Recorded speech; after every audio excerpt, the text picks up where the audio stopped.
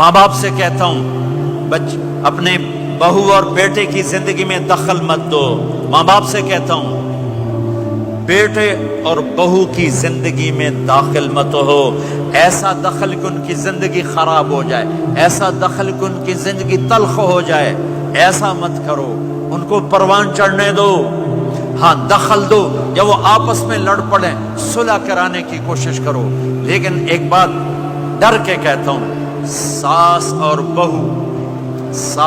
بہو یہ ایک کھٹا رشتہ ہو گیا. یہ بہت خوبصورت رشتہ ہے. اگر جانے والی بہو اسے اپنی ماں بنا لے اور بیٹے کی ماں اسے اپنی بیٹی بنا لے، لیکن میرا معاشرہ الٹ ہے. کمیاں دیکھتے ہیں، پھر کمیاں پکڑتے ہیں، پھر کمیاں اچھالتے ہیں، پھر گھروں میں آگ لگ جاتی ہے. میرے بھائی بہنوں، اگر آپ والدین ہو تو اپنی اولاد کو پروان چڑھنے دو، ان میں دخل مت دو. اللہ کے واسطے ان کی زندگی کو تلخ نہ کرو. اپنی مرضی پہ نہ چلاؤ، انہیں چلنے دو، انہیں پروان چڑھنے دو. بڑے درخت کی چھاؤں کے نیچے درخت اگتا نہیں، نیا درخت، ذرا پیچھے ہٹ جاؤ. ہاں ان میں کھٹ بٹو، داخل ہو کر صلح کراؤ. جیسے میرے نبی کا واقعہ ہے، آپ اپنی بیٹی کے گھر گئے، وہ اداس بیٹھی. آپ نے کہا کیا ہوا؟ کہا میرا اور علی کا جھگڑا ہو گیا. آپ نے کہا علی کدھر ہے؟ کہا باہر نکل گئے.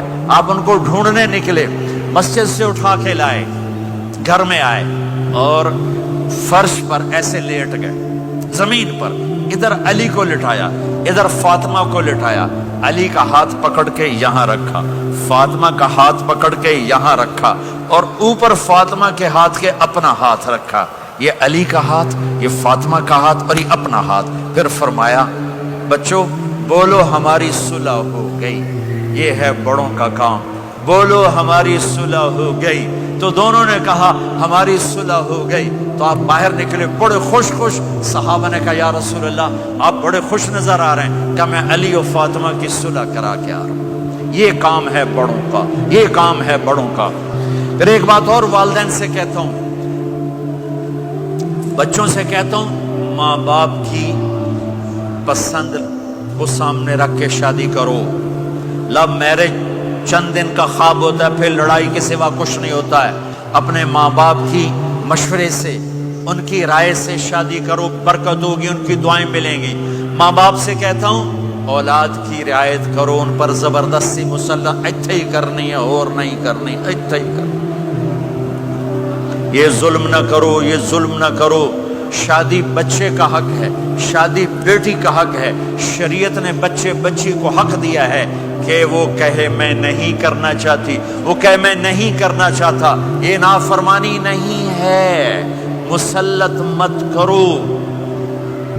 میرے نبی نے کہا میں نے جہاں بیٹی دی پہلے آسمان سے فرشتہ آیا، میں نے جہاں شادی کی پہلے آسمان سے فرشتہ آیا. ٹھیک ہے.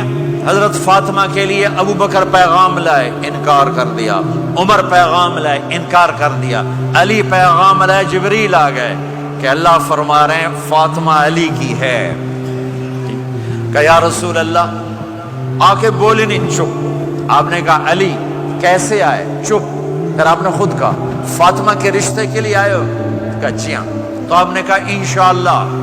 جبریل کے آنے کے بعد بھی کہا انشاءاللہ، یہ نہیں کہا بس ٹھیک ہے ہو گیا ڈن، وہی آ گئی ہے ڈن. نہیں نہیں نہیں نہیں. آپ اٹھ کے گھر چلے گئے، علی باہر نکل گئے.